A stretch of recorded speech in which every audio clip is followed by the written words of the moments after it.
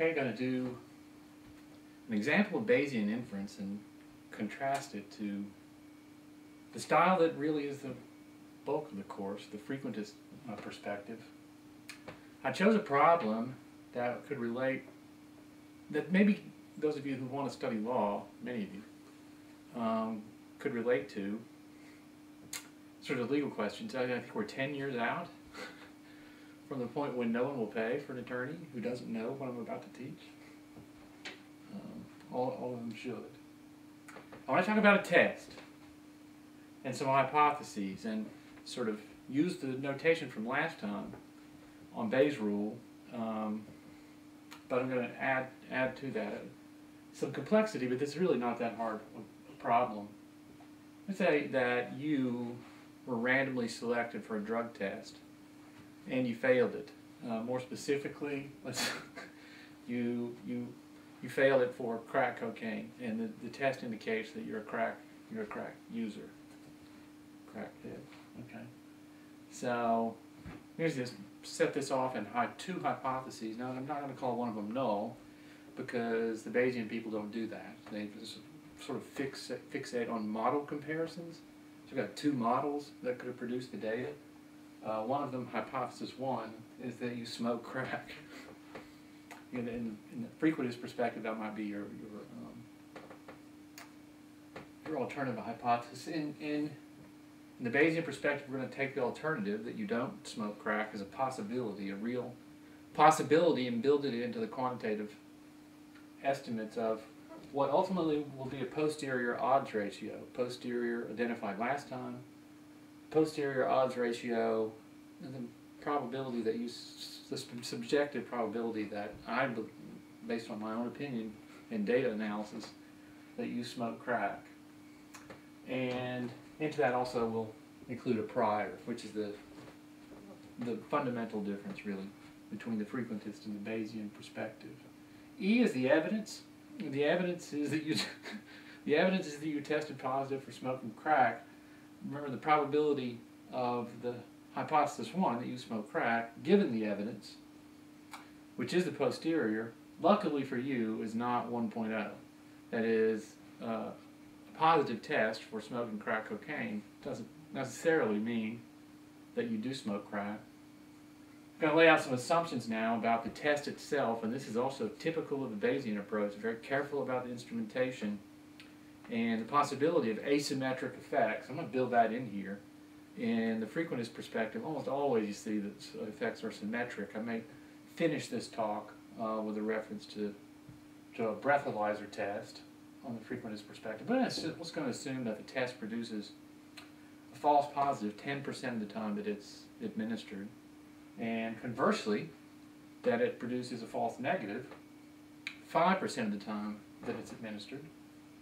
And most importantly, for the distinction between frequentist and Bayesian perspectives, I'm going to take note that only 3% of your demographic actually smoke crack, and that's going to be my prior. So, got to go over here and get a little bit dirty. It's just arithmetic to define. I'm going to define the probability of the evidence. I'm going to define the probability of the evidence, given that I have two hypotheses. So we've got this earlier one that had no subscript on one, just the probability of a hypothesis given the evidence and so forth. Here we've got two, and we have to take account of the fact that we have two, probability that you smoke crack and the probability that you don't. That's sometimes p and 1 minus p, and yet I've defined the thing asymmetrically on purpose to show you that this little strategy here can handle anything. So I'm going to define here as to two terms added. First is the probability of the evidence given the hypothesis. This is the inverse probability notion, and multiply that times the probability of h1, that is the prior. 0.03, that's the prior. Odds ratio, that's my previous expectation expressed in probabilistic terms.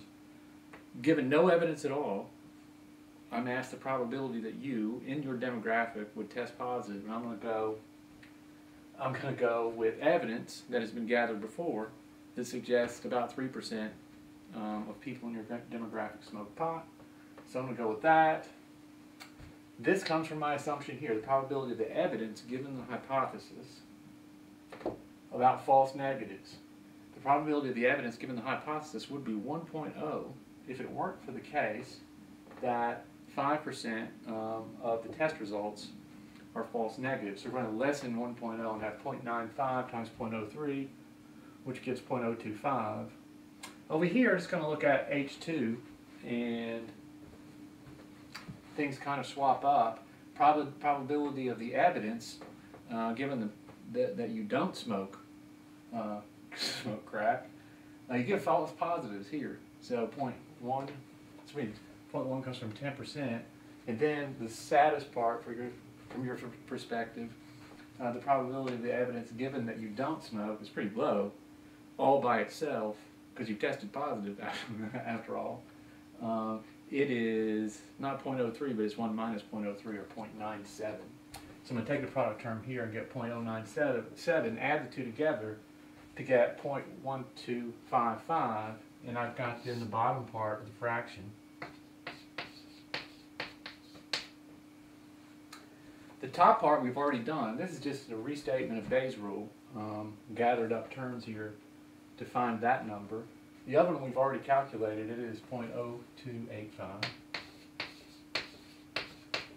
But it is, one more time, is the probability of the evidence given the hypothesis that you smoke crack, the evidence being that you tested positive, times the prior probability, 0.03. So this is going to equal about 0.23.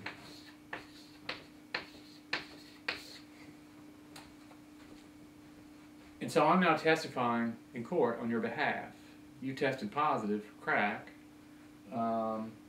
There's a really good chance you didn't smoke it. A really good chance that you didn't smoke it.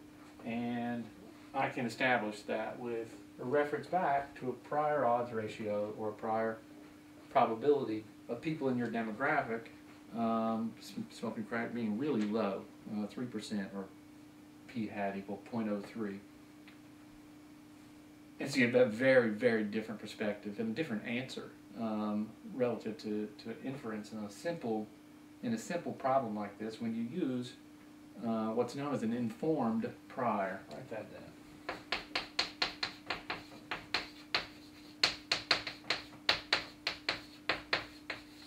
There are ways to do Bayesian statistics and analysis with uninformed priors, that is, admitting that you don't know anything about the probability you're trying to estimate from the very beginning. You would use an uninformed prior, and that relates to something more complicated. An informed prior is your guess, is or evidence that you bring to the table. We criticized, I did, the BEM study on ESP. His null model essentially sets out 0.5 as the sort of go-to test point. The implication of the 0.5 is that we don't know whether anybody has ESP on the one hand or doesn't have ESP on the other. The criticism of BEM's study and others like it from Bayesian statisticians is very compelling. It's compelling because we actually do know a lot prior to conducting a study about ESP. We do know a lot about what the probability of the result will be. We know from physics that time runs in one direction at the macroscopic level, and so Professor BEM is showing that potentially people knew in advance of some stimulus that had not yet been applied. That really can't happen. So that prior is very low. This is the answer to those kinds of problems with respect to frequentist inference, but I don't want to completely dismiss the frequentist perspective out of hand. It's incredibly powerful, and when used carefully by someone who's skilled, like you could do big things with it as well. So I just got you out of a mess with a little Bayesian example relative to your drug test, crackheads. So now I'm talking about failing a breathalyzer, 0.08 if I get this wrong, it's because I'm old. 0.08 parts per million or whatever is the blood alcohol limit in the state of Mississippi. If you're beyond it and you're behind the wheel of a car, you're in big trouble. And so before I start this talk, I'm going to sort of make any kind of joke and be serious for 1 minute. Do not drink and drive. If you do, that's the dumbest thing you can ever do. But now let's say you're leaving the square and you go through. You don't commit any kind of traffic violation. Actually, let's put you let's put you between the squares. This was pulled over randomly important. Randomly pulled over, and I can establish that somehow by testimony from the law enforcement officer or whatever. Chose you at random. Made you do the breathalyzer. You went through with it, and you blew 0.08, which is the legal limit. Now I'm your attorney. You've hired me, paid me $3,000, and I pretend as if I'm going to have to work hard to get you released, but I know that I'm not. I know that you're going to walk. Immediately I know that you're going to walk because I know about frequentist inference, and I know that the breathalyzer is not 100% accurate, and I know that the officer this is recorded on your literally on your handwritten DUI. He didn't write out all this. He just wrote 0.08, which is what you blew on the breathalyzer. Well, I'm just going to go to the manufacturer's website and figure out how accurate this thing is. They will have tested it. They will have tested it against some kind of gold standard. There really are no gold standards, but that's the best that you can do. The best you can do is actually test the blood. And so the manufacturers of breathalyzers are going to have all tested the blood of people in their experiments, tested the blood alcohol level at the very same time they tested them on the breathalyzer, and they're going to have done it over and over and over and over again across a number of different people. And they're going to have a gigantic sample, let's say a sample of size 1,000, and they're going to show that their breathalyzer is very accurate, that it's accurate to 0.00003, plus or minus 0.003. So I'm going to say, let's say they derived that from 1,000 observations, more likely they've done it with 10,000. I'm going to show the judge, I'm never going to get to the judge, never. The prosecutor's going to stop immediately when he or she realizes that I know statistics and he or she does not. This is 0.003, so that's when they say plus or minus 0.003, they're going to be referring to the very same thing that we saw before we turned to Bayes' rule, the frequentist confidence interval, the 95% confidence interval. And so you're going to have 0.083, and then 3 less, so 0.077 as the interval. And what the breathalyzer is saying is that with they're 95% confident that if they did this again and again and again, they would get a number in here.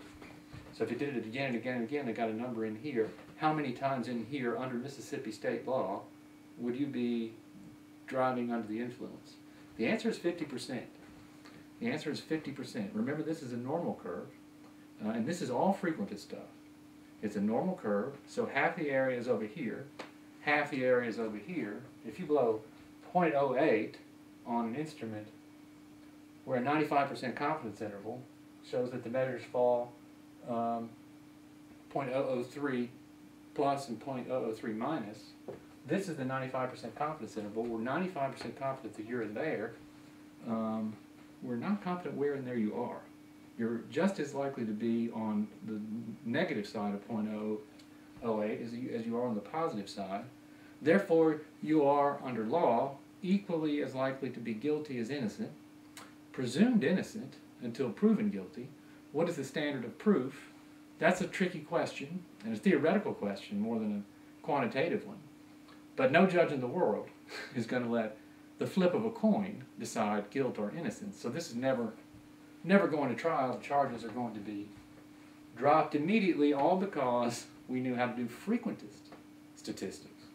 So powerful things. Henceforth, more on frequentist statistics and inference. We're going to go to do some difference of means tests, dig into that a little more in the next video.